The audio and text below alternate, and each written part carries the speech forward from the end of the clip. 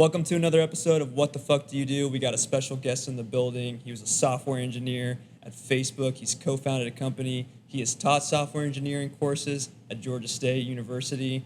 Silas, welcome to the show. Thank you very much. Pleasure to be here. How are you doing today? Doing great. We had a nice, fun race day today. Just a little post-race podcast action. You know how it goes. Legs are feeling good. No cramps. Yeah, nothing. We're chilling. All right, first question. What does a software engineer do? It's a great question. Not one I expected to answer on this podcast. It's a surprise question. At its core, software engineering is basically taking this device that is very, very fast, faster than we've ever seen, but it's very, it's dumb. And that machine is a computer. So the idea, if you think about it, if you had like a robot and you were trying to teach it how to get you a glass of water, you can't just say, hey, go to the kitchen, give me a glass of water. You could tell like your sibling or someone. You have to tell it, okay, you need to stand up first. Okay, to stand up, you have to move this motor this much, move that motor this much, move your hand this way, turn this many degrees, to be very precise, every single action. And if you get it wrong, it might miss the fridge, it might, drop the glass of water. Like, bad stuff could happen, right? So at the end of the day, software engineering is basically teaching these machines to do more and more advanced things. Interesting. So lots of logic, lots of like step A, step B. Exactly. Be very precise, and there's a lot of room for errors. And what's interesting is you think about kind of the very first person to, quote unquote, write code, right? They basically figured out a way to use the idea of something's either on or it's off. There's either electricity flowing or there's not. Light is on or light's off. And that is Boolean, right? 1 or 0. And they basically figured out a way to do something as simple as maybe counting or math, or like addition, let's say as an example. So this person figured out, okay, if I want to add 1 plus 1, I can do it like this using these, ones and zeros combination, whatever, and figure that out. The next person says, okay, well, I want to do multiplication, but they've already done addition, so I can use their code. So now, over the years, we've gotten very advanced very quickly because people are writing code every day, right? Lots of people, and becoming very advanced very quickly. So the first person wrote addition, and somebody else can build on that and write something else. So over time, people have written so many different libraries and languages and services where, for my job, I'm building, an education site, and we'll, of course, get into that. But a lot of the stuff that I used to have to do, I don't have to do anymore, right? Hosting, AWS, right? Time zones, I can use, different time zone library. Even the actual video call, that's the backbone of the entire company, we use a library. We import it, and we just call the function, right? Somebody else has written it. And that's kind of one of the beauties of it is how much better it's getting over time. So, you basically are telling the computer what to do. You can use previous coders or software engineers' work, so it saves you time. What's an example of like a project that you're working on now or that you've done before, like that a software engineer would typically face? Totally, yeah. So let's start with, before. So at Facebook, my main time was working on Oculus. So I was working on, before it was called Meta, before all that stuff, the OG Oculus team, and I worked on the Oculus social team. So various stuff that I worked on could be a lot of the stuff was like friending. So like how do you find people in VR and hang out with them in real time, right? So it's like, I want to play VR games with you, then I should be able to see you, I should be able to get coordinated time to get in there together. When I'm there, I should be able to hear you, we should be in the same instance of the game. And as the platform, we are basically trying to enable all these different games and experiences to use those social features. So if you imagine like Xbox or something, right? Xbox can build friending and audio chat and parties or achievements, all these different things, and have different games kind of leverage them. So that's kind of like a feature that I had to work on. Another example would be at my current company at Lighthall, we're basically building all these different educational features. So, okay, let's say a teacher wants to send a quiz that's in real time, going live to 1,000 people at the same time. Okay, how do we build that? What are the kind of infrastructure we need? What does it look like? How does it show up? How can someone coordinate what they're seeing on the class as well as the quiz? Like those are kind of the general things that for someone like me who works more in product would tend to see. There are some engineers who prefer I don't want to work with users. I want to build services. Sure. So I'm sure there's someone that's on some deep infra team at AWS. It's like, okay, how do I host trillions of requests, at any given second? That's a very different problem than how do you build friending on Oculus, right? Yeah. For them, it's a very clear goal. It's very obvious what needs to happen, but how to get there is incredibly difficult, right? If I told someone, hey, we should make Google search faster, it's like, okay, sure. That's pretty easy to say, but how do you do it? What's one of the hardest math problems in the world, right? Versus on my side, I don't know if building quizzes is the right thing to do. there's a big degree of, is this the right product direction to go, right? Should we make VR social? Now, stuff like that, it seems obvious now, but at the time, right, you can imagine it's not necessarily, is this a bad thing to do, but is this better than something else you could do at the same time? Yeah. So you have to talk to the users and figure out You have to figure out, actual yeah, you have to needs. estimate, like, okay, like, yeah, quizzes sound like it's a net positive, but is it better than me building maybe student referrals where people can get discounts, they refer their friends and create a network effect, right? So a lot of product work is trying to essentially prioritize what you think will have the biggest impact right now and working on that stuff first. Especially when I was at Facebook, as you get more and more senior, like that becomes part of your job, right? So let's say I picked a project that I thought would have high impact. I spent 4 months building it and it works great. Like the actual functionality is good. There's no bugs, it works, it's fine, but no one uses it. If you're senior enough, that is a failure of a half because you picked the wrong project. You need to be savvy enough and look at data and talk to users and talk to your researchers or whatever and figure out what is the right thing to work on. So the problems don't become that difficult from a software engineering perspective for a product engineer like I was, but figuring out what to build is a big part of it. That's interesting. And so, back to what you're saying first about like the first people who were building software, it was this like very generalist problem. Like, how do I make something happen? As more of this like system is building on top of itself and there are more tools and technologies, like, is it completely specialized at this point? Do you have to pick like one thing in software engineering to work on, or can you be a generalist now? Yeah, it's interesting. I think you'll hear a lot of different answers. It really depends on like who you ask, honestly. Sure. So like someone like myself, I consider myself full stack. I work on the back end and the front end. If you ask my dad, he'll say that's bullshit because he works on embedded systems. He's like in the Echo device, like who's talking to the OS? How is the OS talking to the actual chips? And I have no clue he's talking about. He's like, if you I barely could understand what you were just saying. Yeah, those were a lot of words. I barely understood what I said. You know what I mean? It's like literally in the device, like what's going on there. I have no clue. And he's like, if you don't know that, how can you claim to be full stack, right? So it's like, it's usually just like, snobby engineers like me who are like, oh, okay, I worked on like the front end, which is like our website, and the back end, which is talking to AWS, so I'm full stack. But what I don't know is like, when AWS is storing your information on some machine in like Nebraska or whatever, what's happening there? I have no clue. But like you're saying, you don't need to know that. I don't need to know that, exactly. Yeah. It's abstracted away, right? So that's kind of where it's like, depends on who you ask. Like, right. You can really do a lot of different things. And a lot of them have very similar principles. At the end of the day, you're still telling the machine what to do. So with all those different pathways, like what piqued your interest originally? Like how did you choose to get into this field and where'd you kind of get started? Like what was the first type of projects you worked on? Great question. So I kind of lucked into computer science in a sense where I did robotics growing up. I loved it. I loved teaching robotics. And I was kind of picking between like engineering and computer science for school. I just somehow landed on CS. I just liked the program better.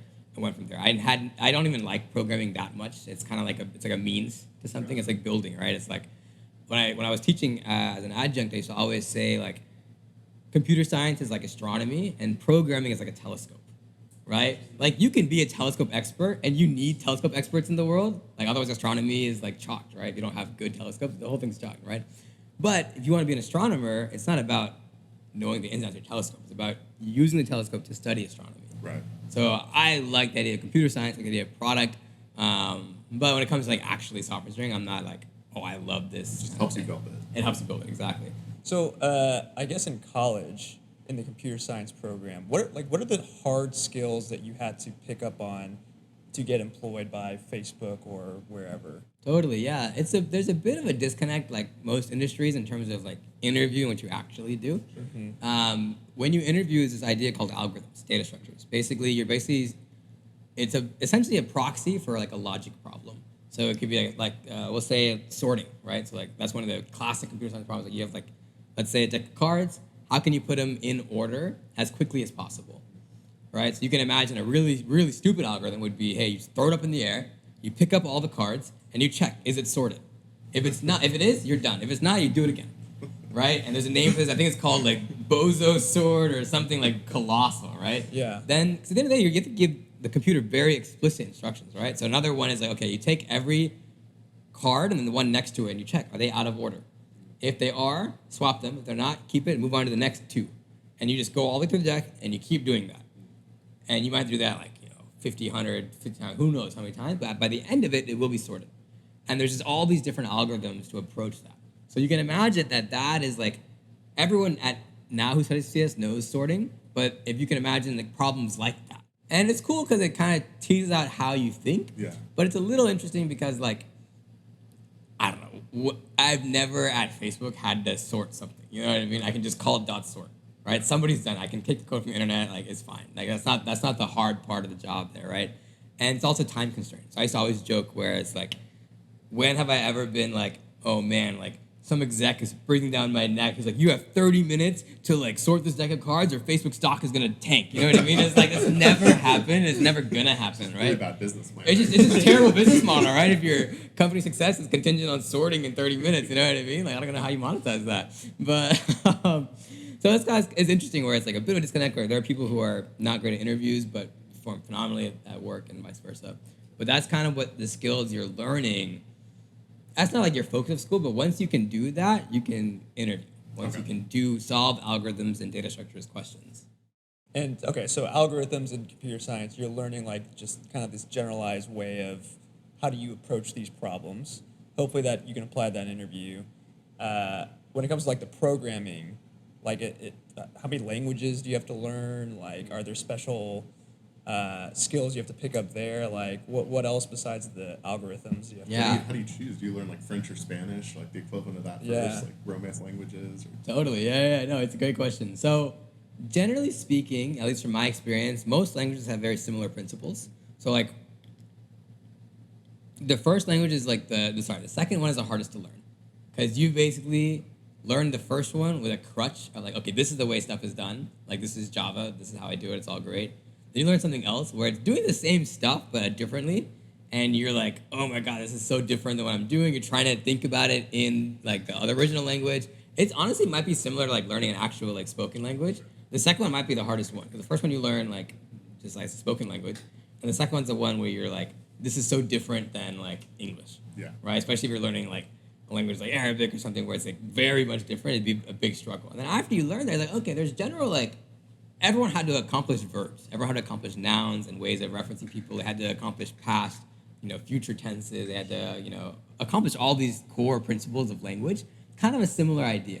So I've been on probably like maybe 15 teams by now, like maybe like, a bunch at Facebook, and then like, moving around or whatever. And I think I used a different language almost every time.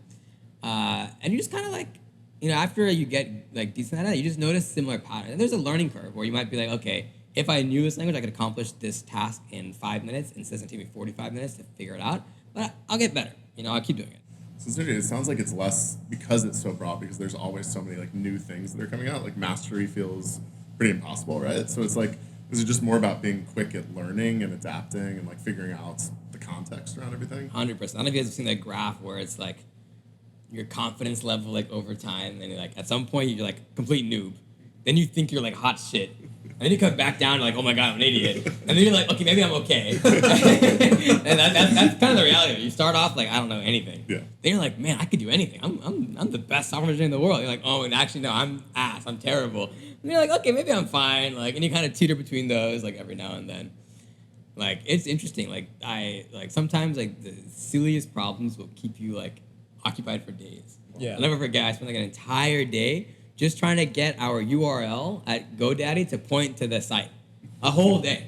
And I was like, dude, like I worked on Oculus for 4 years. Like this is insane. Like GoDaddy is gonna be like the end of me. You know what I mean? Like this is nuts, right? And that it happens, right? And there'll be stuff like that where it's just like, hey, like I just cannot figure out what's going on. And then at some point it clicks like, oh, okay, like I missed something here. It's a tiny thing. Yeah. So that's an interesting point. Is like being stuck on something. Like, I know in a lot of different companies, like you'll have teams, you'll have managers. Like, what's the structure of an engineering team, or like what types of like actual like departments are there around these types of products? Yeah, great question. Each company does it differently.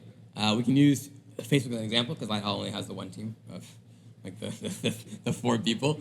Like at Facebook, right, you basically had like infrastructure teams where you could basically say, okay, like this team is responsible for, let's say, traffic, or this team is responsible for like storing information in a database somewhere, making it accessible. And every single layer has like teams responsible for it. At Oculus, we might have like a team that's more back-end focused, one that's on social, one that's on the store, for example, like the Oculus Store, the App Store. You have a store back-end team, a store front-end team. So back-end is about, okay, like on the server side, how are we making stuff secure? How are we making it easy for the front-end apps to figure out, what costs what are the It could be reviews, related apps, like the images for an app, all this stuff they're working on. And the front end team might be like, okay, how do I make it easy for you to buy an app, subscribe to an app, to like, maybe I can buy an app on my phone, I can queue it up on my laptop, on my headset. So in that realm, you have teams that are based on product.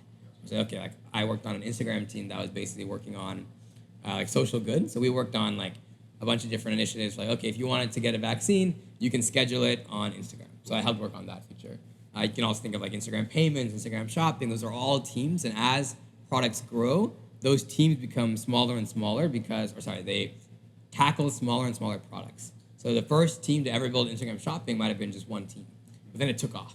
So maybe now you need an Instagram shopping creators side. Like, okay, who's responsible for building tools for businesses to put stuff on there? Maybe you need a side that's on the ranking side. How do I rank, different things on shopping, right? I should show you stuff that you want to buy. That's the whole idea, right? That's like how Amazon built their product, right? So I need someone doing that. Maybe I need someone doing stuff where it's like, okay, payment flow. Like, maybe I need a refund team that works on this. And maybe I need an integrity team, right?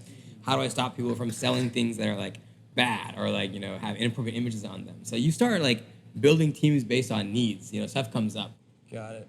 So I actually want to go back to kind of like day to day. Like you're building a company right now, Lighthall. You worked at Facebook, but what is like hours, work life? Because it sounds like you get stuck on problems and you can spend days like thinking about it. But like, what does that lifestyle kind of look like? 100%. Yeah, it's a great question. I will say mileage will vary. My experience doesn't necessarily appeal to like everybody, like necessarily the same. I've never really felt like pressed work-life balance-wise. Even at Lighthall, I don't think I do more than like 50, 60 hours a week. And for, the co-founder, that's not too bad, right? It's not too shabby, right? And it's kind of like, I'd say that, for some people, like maybe you have a lot of stuff going on and it's very hard. But I think for me, it's always felt like I'm more in control of what's going on. And I've also realized that, let's say like I wake up on like a Wednesday and it's just not the day. Like I'm just not there. It's just not feeling it, whatever. I will take the liberty of just like not working. I'll just like take the afternoon off. I'll, take a nap. I'll go to the gym, whatever, with the intention that Thursday we're going to come back good. Versus if I just like force myself to go into the office and like just sit there doing nothing, I get nothing done on Wednesday. The Thursday, I'm pissed I got nothing done on Wednesday. And then there's 2 days I'm out, right? And who knows what happens on Friday? You never know, right? And then that weekend, then it's like the whole week is lost. So like even at Lighthall, I tell my employees like, hey, like if you're not feeling it, like, you know what I mean? Like I don't care if you put in 8 hours. I care what you build, right? If you're gonna take the time off today and then get it done in 2 hours tomorrow, let's do it. I have no interest in you sitting there like being mad at your job and not actually doing anything, right? Just scrolling mindlessly. Because like it's just a very mentally exhausting thing. You have to be on, right? If you're just like writing code like it's gonna be bugs. And then you're the one who's go back and fix it, and you're gonna be like, I don't know, remember what I wrote. Versus there's no mindless work in software. You have to be on all the time. Right? So that's where like the hours requirement is not usually like too bad, because it's you just can't. You can't do 70 hours or 80 hours a week of like I'm just on all the time. You'll literally be fried, right? So from that realm, it's been, I think, pretty fun. That's sweet. Well, okay, so that actually brings up something I'm really curious about, which is you mentioned a lot of like having bugs, breaking things, and then coming back and fixing them. Like, I feel like that's a pretty unique culture compared to other industries where you're expected to have this like very polished product, like nothing can be wrong in your final presentation. So what is that culture like about like failing and fixing and like screwing things up? 100%. I will say this is something that changes a lot based on where you're working. Okay. Right? So let's say, for example, you're working on like robot surgery, something like that. No bugs. Yeah, no bugs. If you push Please code, no. it needs to be tested for months, years, maybe even before like it goes anywhere close to a real thing. Facebook, famously, when they started their company, their motto used to be move fast and break shit. Right? And over time, they became move fast and break things, then just move fast, and then finally, when I left, it was move fast, with stable infrastructure, right? Because the stakes the stakes got bigger and bigger, right? Yeah. It was like, hey, Messenger went down. Okay, it's fucking fine. We'll fix it tomorrow. And I was like, oh, Messenger went down. Like 2 billion people can't communicate. It's like, okay, hang on, let's bring this back up. Why is it going down so often, right? So basically, kind of the industry you're in, there's like larger frames of like your tolerance for bugs and how much you want to test. So at Lighthall, it's like, hey, we have like 30,000 total users active, maybe like much significantly less than that. Like, okay, we need to prioritize speed. So when we push code, it goes live immediately, right? You test it on your computer, push it. Let's find out what happens. It breaks, we'll fix it, right? Like, no worries. Versus at some companies say, hey, you pushed it, let's push to like a private like tier, test that code for months, even hire QA engineers and go from there, right? Mobile apps are a big example because you are restricted on how often you can push, right? The App Store said, hey, you can push this app every 2 weeks. So if you push a bug, you're kind of stuck. You can't just go in there and fix it. Versus if it's like a website, you can just change the code and it'll update next time you refresh the page. A back-end change you can push and it goes live immediately. Versus if you're looking at code on your phone, even recently there was an Instagram bug where it's like you saw stories like multiple times, and it was on the client. So it was very hard for them to fix without you updating the app. And like as someone who worked at Facebook and knew I could just update the bug, I still was like, no, it'll fix it, like, that's fine. Let me just update it. At some point I got sick of it. Like how many users know to update their apps like that? Very few. Right? So that's the thing where you have to test it more because you have no idea. And there's obviously so many edge cases like you tested it, but not with this config, it was in the back end, blah, blah, blah. Bugs happen all the time. But your tolerance for them really depends on what you're working on and how quickly you can iterate. What was your biggest screw up? My biggest screw up. Well, I mean, I've taken Lighthall down several times. So there's like fully broken, just completely Sights caught. down, yeah. So yeah. There's plenty of stuff there. My worst one at Lighthall was we had this issue where the teacher was very successful and had I think over 100 people pay for his class, and the code I wrote basically didn't work after 100.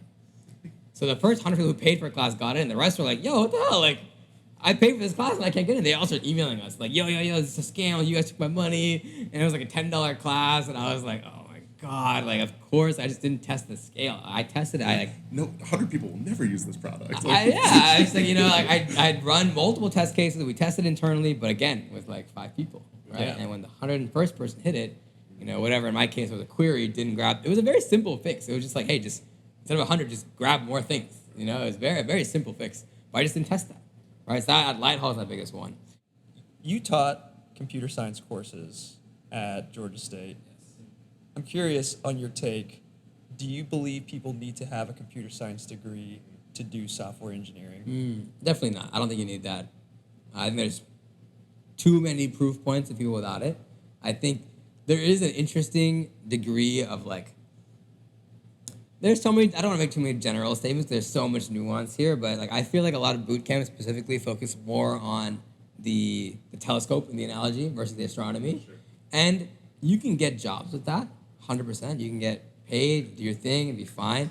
Some of the smartest people I've ever met like came from boot camps. They just like learned engineering, came in, and went from there. One of my first managers never went to college. He was a Marine. I think he worked as a real estate agent, a car salesman, like really just a whole different thing. Taught himself software engineering, went to Oculus, got acquired, and he's like an engineering manager. He's a manager there. And he's a phenomenally smart guy. From the bootcamp perspective, I think sometimes they focus too much on the telescope thing for my taste, where I prefer more of the astronomy aspect of it, because I feel like it's more resilient. Right? If you learn React and you're just like the React is a language, or it's like a framework rather. It's like if you learn React and you're just the React person, you're amazing at it, but then it changes, like now what? Like are you stuck? Right? If all of a sudden, like, you took me off Lighthall and dropped me in, like, an Android thing, I'm confident I can figure it out. That's what I've learned. I've learned abstract engineering as an idea. I didn't learn JavaScript. I hate languages. I think there's so much nuance. I'm the guy constantly Googling, like, how to center in JavaScript, for loop in JavaScript, like, basic stuff. Done it before. Yeah. If someone's done it before, I can find it in 2 seconds. I have no interest in memorizing that, right? So it's kind of like, and with repetition, you start to learn stuff, obviously. But like when I was starting off, I'd be like, how to like capitalize this in this language, and it's just like you look on Stack Overflow or wherever on the internet. But yeah, so I don't think you need a degree at all. I think it helps a lot, especially like from some of these places where you also have the network, right? Being like, hey, I graduated from UT Austin, top 10 CS school. It's a lot easier to get into jobs like that versus you have a career fair. The career fair has tons of companies. They all visit, right? And you even have like rights as a UT grad, where like companies cannot give you less than 3 weeks to accept an offer. And I actually had a company once trying to give me less, and I said, no, like you signed a contract with UT Austin, you give me 3 weeks. I'm like, yeah, you're right, here's 3 weeks. And I was like, wow, I'm protected by the university, right? Versus if you had nothing, you don't have that same thing, right? And it's kind of like, getting your foot in the door can be more difficult without that college degree, where you don't have the name brand. You might need a referral or someone to get you in the system. And it's getting a bit easier now with like LinkedIn and stuff. You can like reach out to someone at Amazon and be like, hey, like, I'm a bootcamp grad. I'm also from insert place that this person's from. Sure. Can you help me out? Sure. Right? So that networking idea helps a lot. So there's definitely an advantage to having a college degree. But I wouldn't say there's some like So you have to have one by any means. So on that point, so you've mentioned like being a good abstract thinker, being a good learner, adaptable. Like what is the kind of ideal type of person who's going to be successful as a software engineer? Like, who do you see as like being great in this field, or like that you would recommend this career to? Totally, yeah. I think from teaching, I've realized that people who thought like they were just not built for it turned out to be, and people who thought it would come supernaturally, maybe it didn't. I think at the end of the day, I don't believe too much in the idea of like, oh, I'm just like not a math person, or I hate history, I hate this. So I think anybody can really do it. I think when it comes down to like figuring out like what do you getting yourself into, at the end of the day, it's really about breaking down problems. Even like the most senior engineer, even on those intense like teams that are like infrastructure, like about scalability or performance, reliability, they're good when they can break down a massive problem into tons of tiny chunks. And the idea being like, we used to always say like, okay, no problem should be harder than like a new grad level software engineering problem. And if it is, you need to break it down further. Gotcha. So the best person can say, hey, like, let's say in my track of engineering, a really senior engineer will get a tough question like, hey, retention on Quest is low, go fix it. Quest being the headset. That is something you would give like a super senior engineer where it's like, hey, you need to fix the core problem of this problem. What a massive problem, fixing retention on like a VR headset, right? So once you figure out the kind of stuff you want to build, you have to chunk it down. So let's say, for example, that was achievements. We think having achievements will make stuff competitive, go from there. Well, to build achievements, we first need an idea in the back end of what is an achievement, what does it belong to, how do you score them, can you share them to social media? Then it becomes like notifications. Someone, hey, you need to figure out when Sai gets a notification, send Sai's friends, when Sai gets an achievement, send Sai's friends notification that he got an achievement. Hey, he just beat your high score on this game. You want to play? Right? So that's one small chunk problem. So the great engineer can basically chunk this massive project down to all these small ones. So at the end of the day, when you have these big ideas, if you can break it down into small pieces, I think it's a very valuable skill to have for an engineer, and honestly for anybody. I think like people who've learned software engineering and go into other careers are able to break problems down to very small pieces. That's what you have to do, right? To tell a computer to do something, you have to break it down to small pieces. And being able to say, hey, I have this big presentation coming up, or I have this big model I have to build for work, or I have to do this analysis, or whatever. If you can break that down into smaller chunks, it becomes more manageable and it's less room for error, because everything is like, okay, I have this small piece I have to do. I'm gonna do that properly and then keep going. Yeah. And what does the career progression look like for a software engineer? Like, what are the titles or the paths that people typically go down? Totally. It's been trending quite well, where it used to be where becoming a manager or going to management was like the natural progression of seniority. And what was interesting that there are people out there who are great engineers but just not good managers. Makes sense. Right? And vice versa. So it's like, why are you forcing the engineer who's great to go into management? And why are you forcing the guy who's great at mentoring others to do software engineering, right? It doesn't make any sense. So modern tech companies have people where you can move all the way up the career ladder and be like, most time it's like levels. So you can imagine like, let's say like a 3 is like a new grad is what I was at Facebook at least, and like 4, 5 is senior engineer, 6, 7, 8, all the way up. You go all the way. And the responsibilities become nuts, where like at like an 8, every half your work should be fundamentally changing the entire department.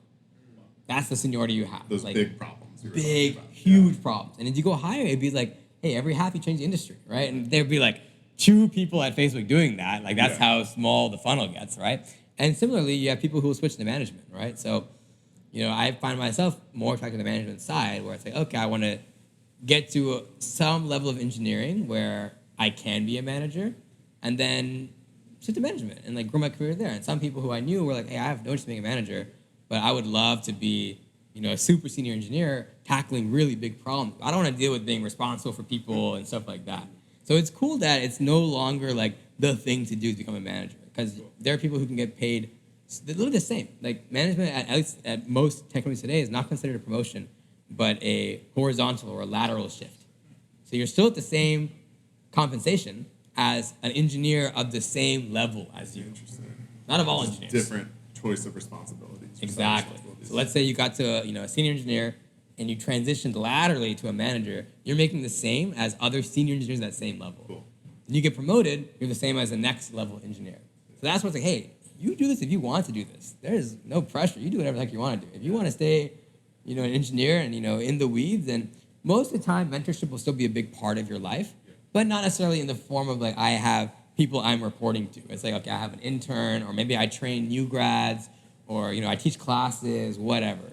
But it's never like, oh, okay, hey, like, you're now a manager, no more coding for you.